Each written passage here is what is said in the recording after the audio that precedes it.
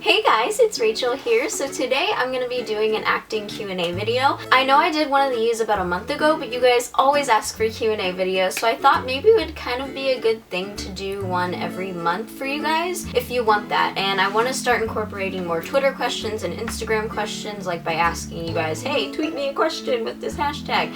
You know, like the normal YouTuber thing, but today I actually just took questions from past comments. Some of them are from like years ago, some of them are from very recent videos, so you may see your comment in here even though you didn't know it was gonna be in here. That's what I'm gonna be doing for you all today. So let's just get started. Alright, the first one is from Caitlin Shrek, and she said, what would you bring to an audition script-wise? What type of script, and how do you know if you should bring a script or not? So what I recommend, like just generally as an actor, is having a monologue prepared. Having like one comedic monologue and one dramatic monologue prepared. So something serious and something funny. Say you get an audition for a commercial like super last minute. It is a possibility that they'll say, please bring like a 1 minute prepared comedic monologue, or the same goes for like a film or a TV or even a serious commercial. They might ask you to bring something dramatic. So I would recommend just like having those prepared if you can. It like literally eases your mind so much. But as for like knowing if you should bring a script or not, they will definitely tell you. If they want you to read something, they will definitely send it to you, and usually you'll get a specific script for whatever you're auditioning for, like whatever part, or they might just have like a general script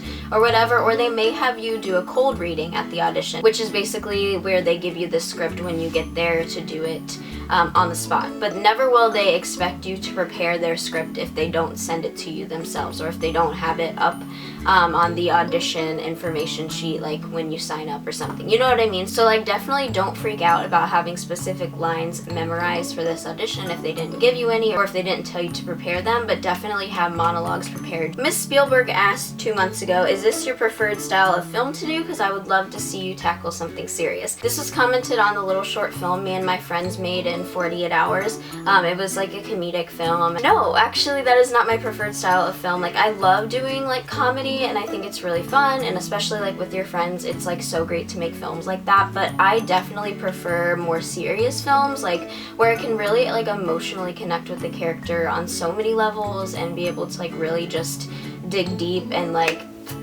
pour my emotions. I don't know, that's like my favorite thing. Not saying that comedic roles can't be emotional, because they definitely are, but like, you know what I mean. That's just definitely like my preferred style, is like totally getting down with something dramatic. I actually wanted to talk to you guys about a film that I recently watched that I loved called The Extrovert. It is an independent film. It's about a guy named Thomas, and he is stuck in the hospital in a coma, and his wife is like by his side through this whole thing, and he has like an out-of-body experience even though he's like in a coma, and he's like totally struggling this whole time to like scream at everyone to not get off life support. It's such like an emotional movie with every character involved. It's one of those movies that really develops every single character in their own way, and the film is super faith-based. Like they focus a lot on their like Christian Catholic religion, and I'm Christian myself, and there's a character in this film, her name is Martha, and she's basically Thomas's wife, and she's watching him on his deathbed, and there's just so much emotion behind her character. Like you can tell just like the whole time she is holding back emotion. She has so many struggles involving her faith and involving what she should do for her husband. I would love to play a character like that in the future. Like that is kind of like a dream role of mine, to play something so intense and dramatic. And it's also a thriller film. I don't know if I mentioned that, so like it's kind of like creepy and just very intense. And I also want to thank the Extrovert team for like sponsoring this video. I will leave the website down below so that you guys can check out the movie, and this film is available to purchase on, let me make sure I get this correct, it's available on Amazon, iTunes, Vudu, Microsoft Xbox Store, Stream, and Blu-ray or DVD.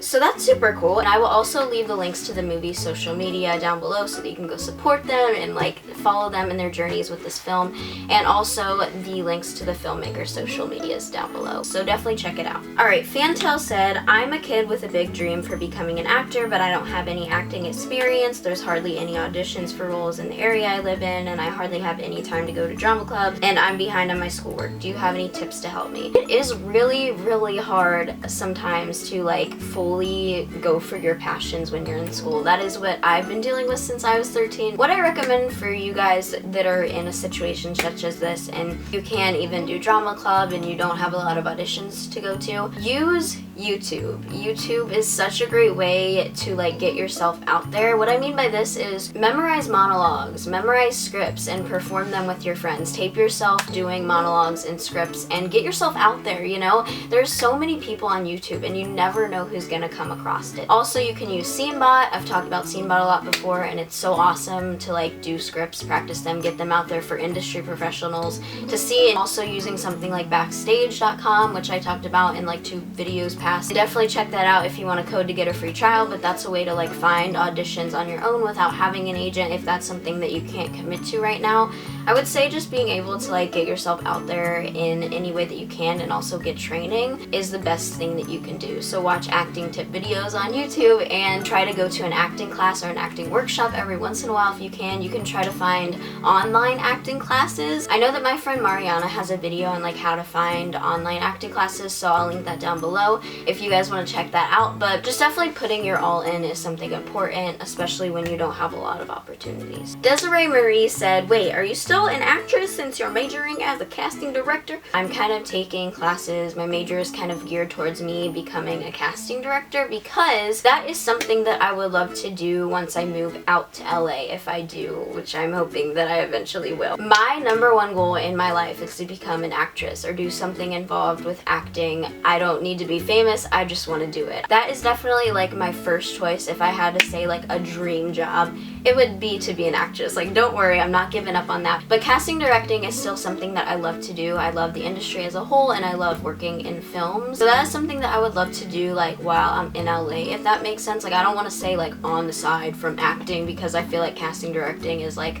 a more kind of stable job-ish, but like I'd love to do both if that makes sense, but acting would be my main choice, but we'll see what happens. Briana Harper said, do you know the best place to get your headshot? Love the videos. Oh, thank you. The best way to find photographers to take your headshots, in my opinion, is by going onto Facebook and Google. I would say search Google, like put in the search bar photographers in blank or best photographers in blank. Using Facebook as a tool, like once you find names on Google to look up reviews and look up what they're all about, look at their pictures and stuff, I would say that Facebook is really useful, but hopefully you should be able to find something in your area and be able to look at their work and make sure that some of the photography that they do is portrait photography, because that's going to be like headshots and whatnot. Make sure they're not just like a family photographer or like a fashion photographer. Like, make sure that they do portraits. Christina Carrier, hopefully that's right, asked, can you bring an extra, wait, oh, I said that wrong. Can you use being an extra as experience on a resume? I would say it's not the most important thing. Other things will look best on there, like other speaking roles and stuff, but it'll definitely help. Like, I would definitely put it on there if you don't have much experience, because it shows that you are comfortable on a film set and you've been in something. Maggie Pierce commented on my SceneBot review video and she said, is it just for fun or is it an actual audition? Can you do it without wanting to actually audition? So basically, SceneBot is where you can film scenes that they give you or monologues and you can post them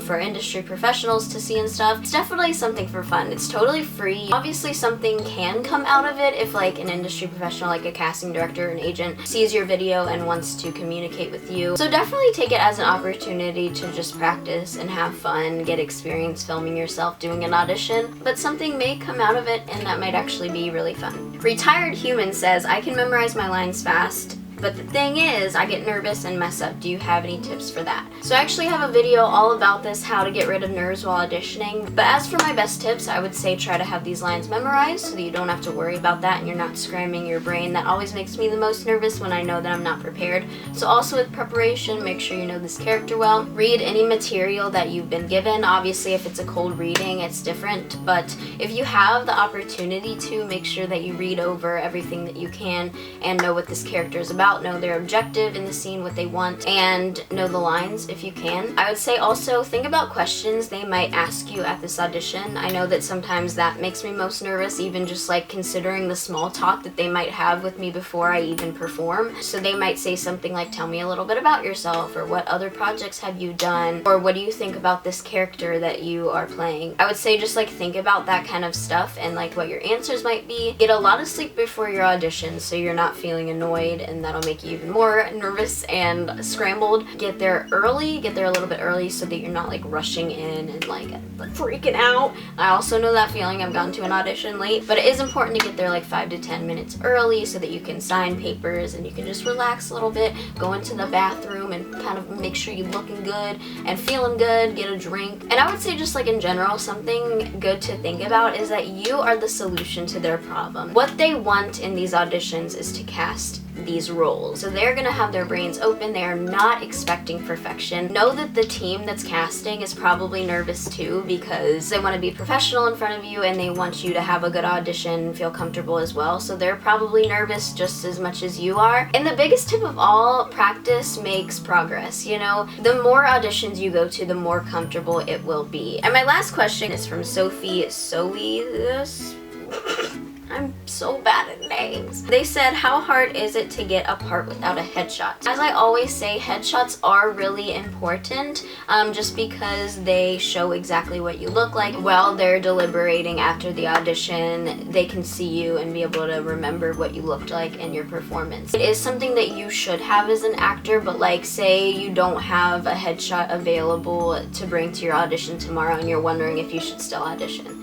You should definitely still audition. That is not like a make it or break it thing, but it definitely helps so that they can remember how awesome you are, they can remember your performance, and they can associate you with your name so that they book the right person if they wanted you. So that was all the question, guys. As you could see, I kind of answered like 10 questions, so maybe that can be a general thing among all these Q&A videos, and hopefully they're helpful for you guys. Give this video a thumbs up if you do like it and you want to see more Q&As in the future. Comment down below any video requests or questions for maybe future Q&As, and also I always try to answer some questions in the comments. Subscribe to this channel for acting videos and random videos. I'm posting a lot this summer, 2 times or more a week, hopefully is what I'm going for in my schedule, so there will be a lot of content out for you all. And make sure you click that little bell button so you can get notified when I post. Follow me on Twitter and Instagram if you want to, and I will see you in my next video. Thanks so much for watching. Bye!